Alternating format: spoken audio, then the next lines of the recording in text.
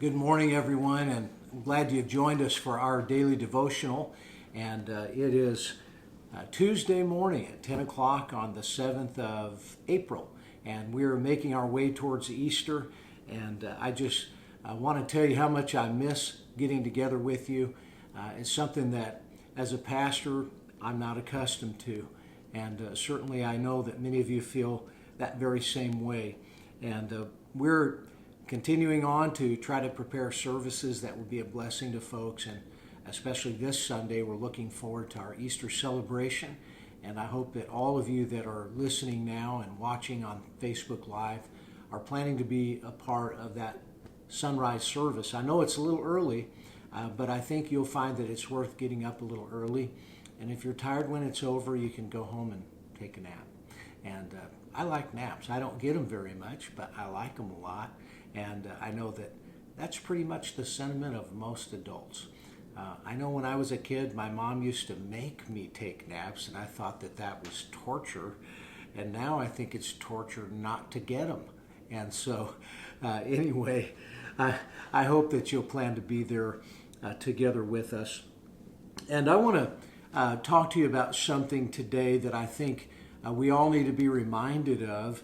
And it's about the subject of the joy of the Lord.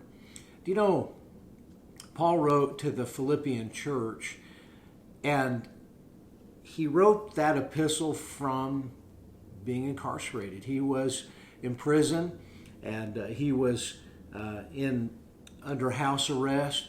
And it's interesting to me that the Apostle Paul had a 30-and-a-half-year ministry, and of that time, 6.5 of those years were spent being incarcerated. He was shut up, unable to get out. And many of you probably feel on some level like, man, I'm shut up in this house and not much to be joyful about. I hope that you're finding things to rejoice in. But Paul said, to the Philippian believers in Philippians chapter 4 and verse 4, rejoice in the Lord always, and again I say rejoice. Do you know that in the midst of difficulty, even in the midst of an imprisonment, it's possible for us to have the joy of the Lord? You know, I would tell you something, that for as difficult as our situation may seem to us, it could be worse. And I try to remind myself of that, and I believe that there are some verses that speak to that. And my wife's life verse is taken out of Lamentations chapter 3, but there are two verses there that we often see that appear on plaques and with beautiful pictures. And in Lamentations 3, the Bible says, in verse number 22, it is of the Lord's mercies that we are not consumed, because his compassions fail not. They are new every morning. Great is thy faithfulness. Now, I'm sure that most of us have read that and perhaps have even memorized that. We often miss the significance of the first part of verse 22 because we're focused on the fact that the Lord gives us new mercies and his compassions fail not, and he grants us this grace every morning, and he is faithful to do so. But that's framed by the first part of verse 22, which says, it is of the Lord's mercies that we're not consumed. You see, Jeremiah wrote that passage while viewing the carnage that was visited upon his people. The majority of those living in Jerusalem had been slaughtered. Everything had been burned. Those women that survived had been victimized by soldiers who raped them. Their children were starving. Everything was absolutely as bad as you could humanly imagine, but what he said was this: it is of the Lord's mercies that we're not consumed. And so, as bad as things were, as desperate as that situation was, he took perspective in knowing that God was merciful to them in leaving a remnant, because but for the mercy of the Lord, they would have all been slaughtered. And so there was, even in that desperate time, an occasion for him to take perspective on the mercy of the Lord and to find comfort in that. And you may find yourself in a difficult situation, and I believe that God would have you to take perspective on what's taking place in your life today. And I think the Bible is filled with great passages that speak about joy, and one that makes me smile is Ecclesiastes 9:9. And it says, "Live joyfully with the wife whom thou lovest, all the days of the life of thy vanity, which he hath given thee under the sun, all the days of thy vanity, for that is thy portion in this life, and in thy labor which thou takest under the sun." So the call is for husbands to live joyfully with the wife whom thou lovest, all the days of the life of thy vanity. So take joy in the blessing of having companionship, and that God has given you a life mate.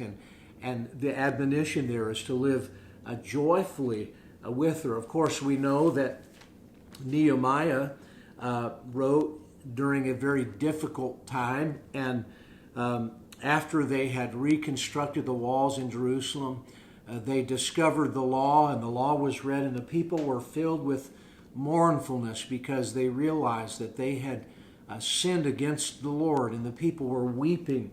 And the Bible says in Nehemiah 8:9, "For all the people wept when they heard the words of the law. And then he said unto them, Go your way, eat the fat, and drink the sweet." Now, I just want to pause right there and say, if you're holed up and depressed in your home and you're just eating the fat and drinking the sweet, you might not be happy with yourself a month from now when we all get to go outside. Although I have considered making this my new life's verse, to eat the fat and drink the sweet. And by interpretation, that means leave the skin on the fried chicken, and don't trim the fat off the roast, because that's what gives it all the flavor. And drink the sweet. Go ahead and have a Mountain Dew every now and again. But so I like that portion of the verse, but I realize that what he's calling them to is to be jubilant, to have joy over the fact that the Lord has allowed them to return and to rebuild the gates of the city. And he said again, "Go your way, eat the fat, and drink the sweet, and send portions unto them for whom nothing is prepared. For this day is holy unto the Lord. Neither be sorry, for the joy of the Lord is your strength." The joy of the Lord is your strength. You know, I think sometimes joy is really an expression of faith, because we have to believe in our hearts that all things really do work together for my good and not for my hurt. I like what Paul told the Corinthian believers in 2 Corinthians 4 when he said, "All things are for your sake." And what that reveals to us is this, that God does nothing to us. He does everything for us. And so when we understand that we've been admonished to demonstrate the joy of the Lord, sometimes we're in a desperate situation and we feel like that's something that is inconceivable to me. That's something that I just don't think that I have the capacity to do. And yet, at times what we need to do is take a step back and gain some new perspective on what the Lord is doing in our lives, and by faith believe that God is going to do something good as a result of what feels so awful at the present. And by faith, we can manifest the joy of the Lord, and that can become our strength. We can say, listen, I believe with all of my heart that the God that has sustained me to this point in my life, He's not going to leave me now. And so whatever He's doing for my good and not for my destruction. And I can rejoice in knowing that God has all things planned out for my good and not for my destruction. Now, in Philippians chapter 1, I want you to see in verse number 8 that Paul said, "For God is my record, how greatly I long after you all in the bowels of Jesus Christ. And this I pray, that your love may abound yet more and more in knowledge and in all judgment, that ye may approve things that are excellent, that ye may be sincere and without offense till the day of Christ, being filled with the fruits of righteousness, which are by Jesus Christ, unto the glory and praise of God." Now, just think for a moment that he's writing this from prison. And what is he doing? Is he sending them a list of things that he needs them to send him? Is he telling them, I haven't gotten very many cards from you all and I'm a little discouraged? Is he saying, I'm cold in here, feel sorry for me? No, what he's doing is, I'm praying for you. I'm praying for you. Do you know, I think that one of the things that really will help to bring the joy in our lives to the forefront is when we consider the lives of others rather than focusing in on our own circumstances. You see, sometimes we think about the experience of Job, and Job obviously went through a time of great trial and tribulation, a trial of his faith. And then he had some friends that surrounded him that they weren't very good friends, really. They were more like tormentors. They were trying to analyze why Job was going through all this suffering. And, you know, sometimes when we're going through it, we don't want somebody to come and try to do some psychoanalysis on us. Sometimes we want them just to be there and be a friend and not try to figure out what's wrong with me and why I'm going through all of this. And, you know, there's time enough for that type of thing, but when we're in the throes of it, sometimes that's not very comforting. But do you know, as you read on in the latter portions of the book of Job, what you find is that that whole situation began to turn around for Job. When instead of being upset with his friends and unhappy with his circumstance, he began to pray for them. And old Bildad, Eliphaz, and Zophar, they had funny names. But what they were doing to him wasn't funny at all. And he began to pray for them. And so everything began to turn around when he began to pray for someone else.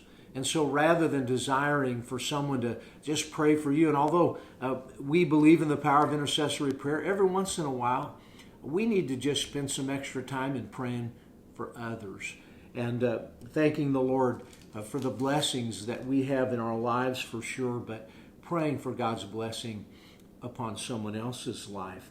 But I want to say this to you, that as he writes, he says in verse 12, "I would ye should understand, brethren, that the things which have happened unto me have fallen out rather unto the furtherance of the gospel, so that my bonds in Christ are manifest in all the palace and in all other places. And many of the brethren in the Lord, waxing confident in my bonds, are much more bold to speak the word without fear. Some indeed preach Christ, even of envy and strife, and some also of good will. The one preached Christ of contention, not sincerely, supposing to add affliction to my bonds, but the other of love, knowing that I am set for the defense of the gospel. What then? Notwithstanding, every way, whether in pretense or in truth, Christ is preached, and I therein do rejoice, yea, and will rejoice. For I know that this shall turn to my salvation through your prayer and the supply of the Spirit of Jesus Christ, according to my earnest expectation and my hope that in nothing I shall be ashamed, but that with all boldness, as always, so now also Christ shall be magnified in my body, whether it be by life or by death. For to me, to live is Christ, and to die is gain." You see, what we discover from this situation is a number of things. Paul, of course, as I mentioned, is in jail, and he's writing to people that were persecuted and going through a hard time themselves, and he's trying to encourage them and call them to experience the joy of the Lord. He said, rejoice in the Lord always. And again, I say, rejoice. But what we find is that Paul was being attacked even by those that he had had ministry to as he sat there. There were those that were embarrassed to associate with him because of his imprisonments and feeling like, listen, where there's smoke, there's fire, there must be something wrong. Paul's a jailbird. We don't want to associate with him. And even his friends turned their backs upon him. I think about what Paul said to Timothy in 2 Timothy chapter number 1, when he said, all they in Asia Minor have turned away from me. And the only one that visited him while he was there waiting to die in the Mamertine prison was Epaphroditus. And what we understand here, however, is the fact that there were people that were trying to add insult to his injuries. And so they were preaching, but they were trying to be insulting to Paul. They were trying to marginalize Paul because they didn't want to be identified with someone that they viewed as a convict. And the reality was that he was not in prison for having committed a sin or even a crime. He was there for simply preaching Jesus Christ. And so when he was receiving the word of the insults and receiving the word of those that were preaching of strife and some of envy, and there were some that were preaching of goodwill, and what did he say?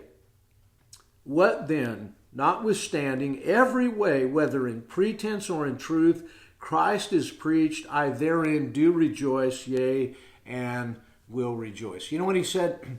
I'm going to rejoice right now in this situation, and I've made the decision that if it happens again, I'm going to rejoice then too. And so what did he do? He said, listen, joy for me is a choice. It's not a condition.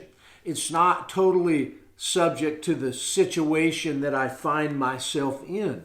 And so it's not just a condition of my mind, it's a choice that I make by faith to experience the joy of the Lord. And so joy is not something that you feel, joy is something that you choose. Let me say that again.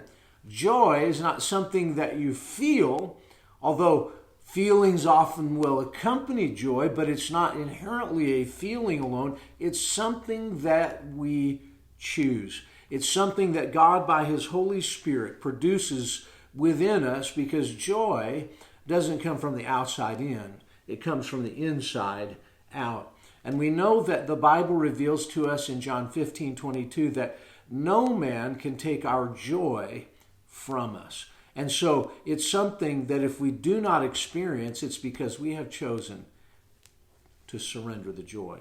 And so joy is a choice and not a condition. And what we find in verse number 6 is the Bible there says, being confident of this very thing, that he which hath begun a good work in you will perform it unto the day of Jesus Christ. You see, this is a work that God is doing in us. And so joy is a consequence, not a circumstance. And what I mean by that is that it's something that God produces as a result of His working within us. It's not just a circumstance that we find ourselves in. And so I think of many of the great Christians that I have known through the years that have demonstrated great joy under circumstances that seemed unthinkable, and yet that joy was a result or a consequence of what God was doing in them, not as a result of the circumstances that they found themselves in. You see, it's having the right spirit while perhaps not in the right situation. It's the right spirit. And joy, really, I think, is the expression of a godly attitude of faith. And so what we find is that it's Christ working in us. Many of you have heard me tell the story about when I was a younger man in Bible college as a freshman. I taught a Sunday school class for elderly ladies, and it was called the Golden Circle class. And the average age of the ladies in there was approaching 90 years of age. And I had a lady in the class whose name was Eva Knapp. And Eva was a godly woman who just had grace all over her countenance. And she was confined to a wheelchair. When I graduated from school, I was moving to Texas to help start a church. And my mother called me and said, "Mark, before you leave town, you really need to see Eva because it'll probably be the last chance that you ever have to see her again." So I made plans to, on a Sunday afternoon, to drive down to where she was, a little nursing home. And I remember pulling up outside that nursing home on Anaheim Boulevard, and it was called Marlora Manor. And I believe it was painted like a lime green at that time on the outside. And it was a pretty large facility. And I walked in and I went to the desk to ask the front office person there if she could help me locate where Eva was staying. And I was just overwhelmed with the terrible smell that was there, just the smell of urine, and it was really off-putting. And they were trying to save on electricity, and at that time we were going through kind of an energy crisis in our country, and so most of the lights were off, and it was morbidly dark in the hallways. Well, it was after their lunchtime, and they had everybody that could be sitting up, strapped in wheelchairs, lining the hallways. And in the dark, with the rancid smell, the gal at the front desk said, "Let me show you to her room." And we began to walk down that hallway. And as we passed by all of these residents sitting strapped in these wheelchairs, they would look up at me like, "Are you here to see me?" And they would reach out their hands to me because they just wanted someone to visit. And it was such a depressing scene. And as we started down the hallway, I heard a noise that was really distressing. Someone down in one of the corridors was wailing. And I mean, it was really almost eerie sounding. And I'm not trying to exaggerate this, and God knows, it sounded like this, "Ah, ah, ah, ah, ah, ah," and over and over and over and over again. And it was unending, and it was terrible. And given the darkness, and given the stench, and given the loneliness and the despair that was in the place, my heart just sank within me. And as I walked down the corridor, that noise got louder, and I thought, "Oh Lord, I pray that that's not coming from Eva's room." And as we walked further on, the nurse there said, "This is where her room is." And sure enough, we stepped inside the room, and it was a semi-private room divided by a curtain. And in the first portion, bed A, lay a lady, and she was the one that was wailing, "Ah, ah, ah, ah, ah, ah." And there she lay, having soiled her bed, and laying there in excrement and wailing for someone to come and just help her. And the smell was overpowering, and the scene was discouraging. And the nurse motioned me to come through. And she drew the curtain back that separated that woman and Eva. And there sat Eva by the window with the curtains open. And she sat in her wheelchair, and she had a shawl over her legs and her white Bible in her lap. And she smiled, and when she smiled, it was like the Shekinah of heaven came down in that room.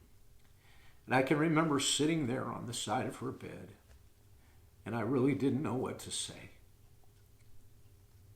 And I said probably something that was pretty dumb. I said, "Eva, how are you doing?" It stunk. It was depressing. It was dark. She had a roommate that would have driven anybody crazy. And she smiled and said, God is so good to me. And I sat there as a young man looking at that 92-year-old lady, and I realized that she had something that I didn't, that she was experiencing something that I wasn't. And I wanted to know how I could have that. You see, the joy of the Lord wasn't determined by her circumstance. It was determined by what God was doing in her heart. She motioned to me and she said, one day God revealed to me that this book is his love letter from heaven to me. And so I didn't want to read his love letter, just a little bit here and a little bit there. I decided I was going to read it from beginning to end. And she said, I've read it many times, and she opened her Bible and she showed me where that she had marked a date when she began reading, and in the back flyleaf where she had finished reading. And just in that Bible, she had read it from cover to cover 58 times, and in other Bibles, many more times. My friends, it wasn't her circumstance that made her say with conviction, God is so good. It was God working in her. And you know, it's something that God is going to confirm inside of you.